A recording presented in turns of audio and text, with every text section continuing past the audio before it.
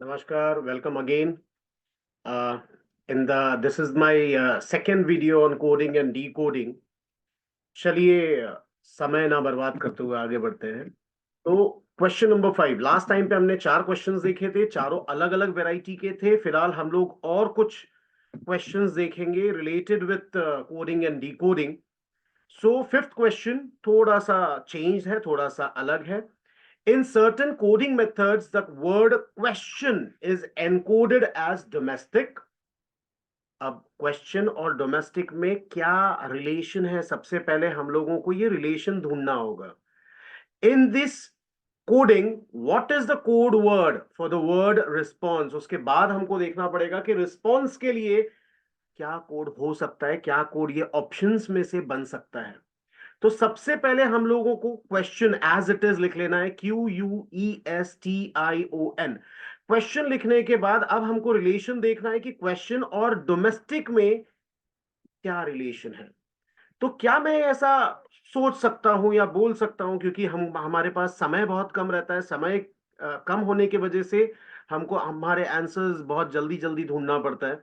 तो अगर मैं Q को D मान लूं कि Q means D, U means O, E मतलब M, S मतलब E, T मतलब S, I मतलब T, O का मतलब है I एंड N का मतलब है C। तो क्या इस तरीके से अगर मैं चेक करूं तो क्या मेरे को आंसर मिल सकता है? Let us check.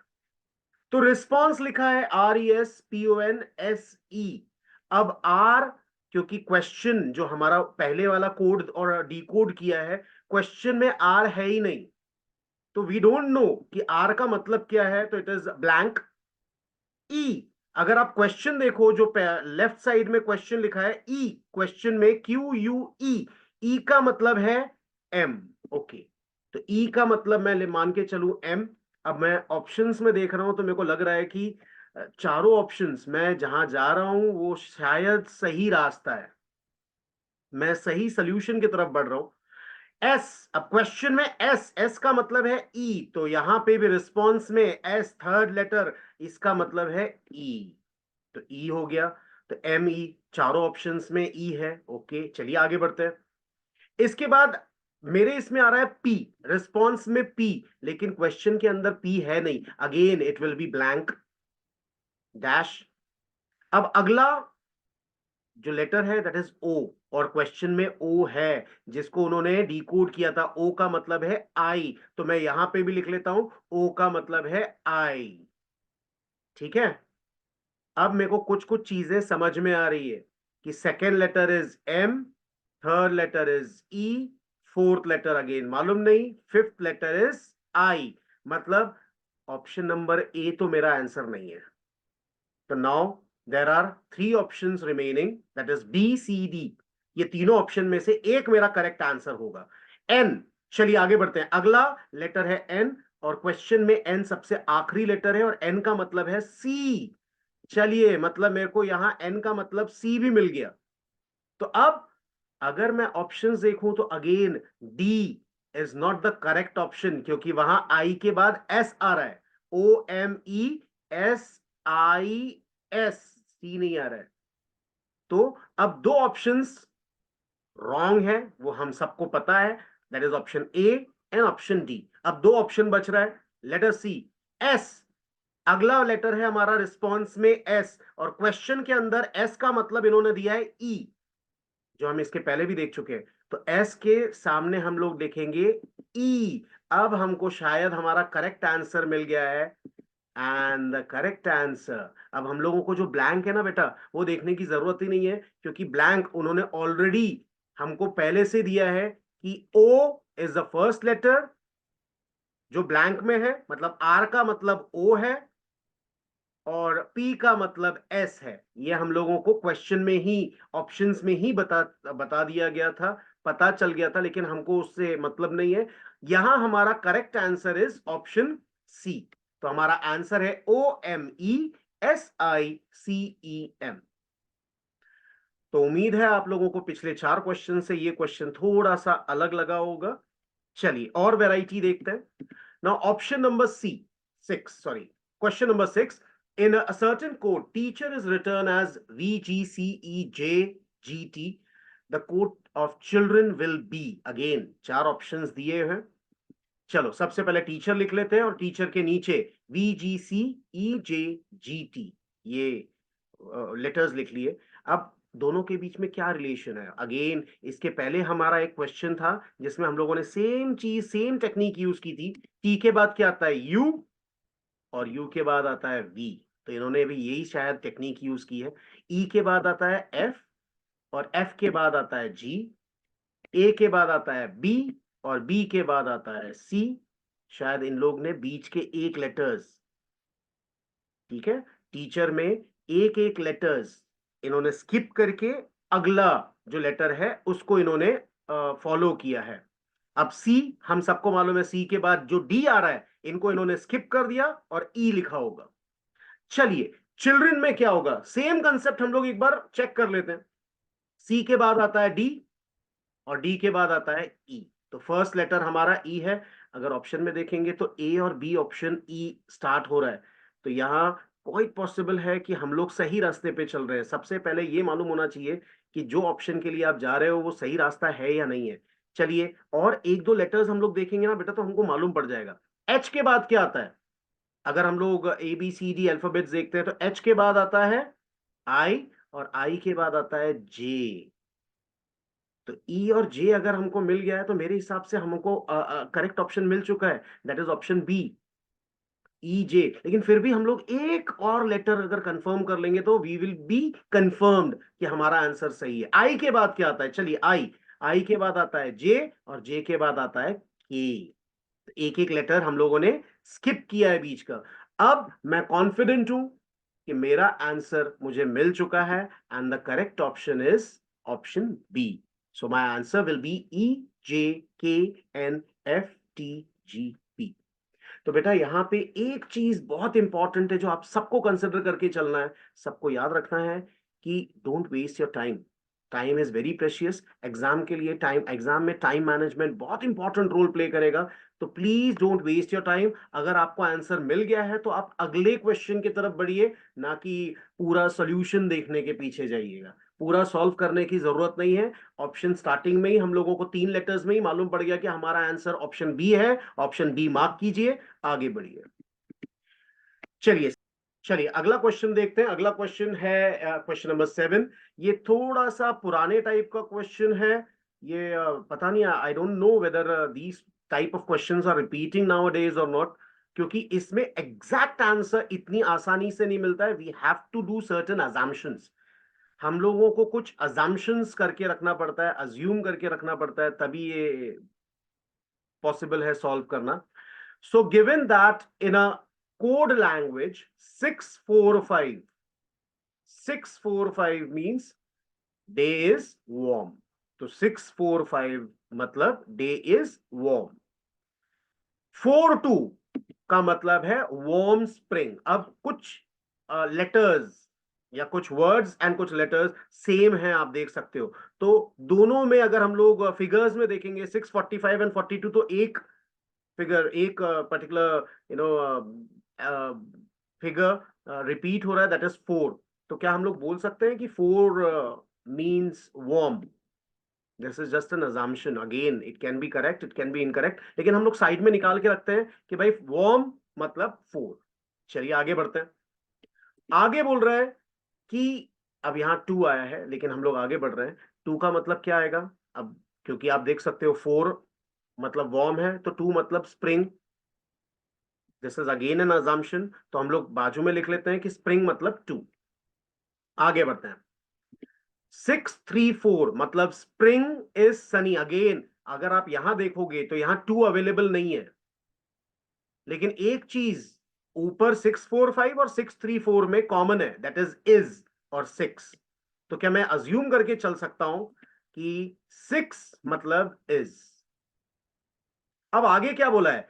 विच डिजिट रिप्रेजेंट्स सनी। ये टोटली नया चीज आया है, सनी। और यहां अगर हम लोग देखेंगे तो 634, 4 हम लोगों को पहले ऊपर मिल चुका था, 6 मिल चुका है, तो बचता है 3। तो हम लोग ये बोल सकते हैं कि is 6, so what will be 3? Hence we can conclude that what will be 3? तो 3 विल बी सनी। अगेन ये एग्जैक्ट आंसर नहीं है, लेकिन हम लोग ये मान सकते हैं कि ये एग्जैक्ट आंसर हो सकता है। तो इट इज क्वाइट पॉसिबल। मैंने पहले ही बताया था कि ऐसे क्वेश्चन एग्जैक्टली सॉर्ट आउट या सॉल्व नहीं किए जा सकते। इसमें we have to assume certain things, and by assumption sunny means 3। Hence the correct option is option A, 3। चलिए अगला क्वेश्चन देखेंगे। अगेन जितने बेटा क्वेश्चंस मैं बता रहा हूं आपको, सब में वैरायटी है, तो आप लोगों को क्वेश्चन अच्छे से देखना है। और मैं फिर से रिपीट कर रहा हूं, कई बार आंसर्स में आंसर्स ऐसे होते हैं कि हम लोगों को इजीली मालूम पड़ जाता है कि अच्छा, कि दिस कुड बी आंसर। चलिए देखते हैं। If Mohan is represented by the code, अब मोहन का कोड इन्होंने दिया है, लेकिन M A B C D, अगर आप ए से लेके जेड तक पूरा लिख लीजिए।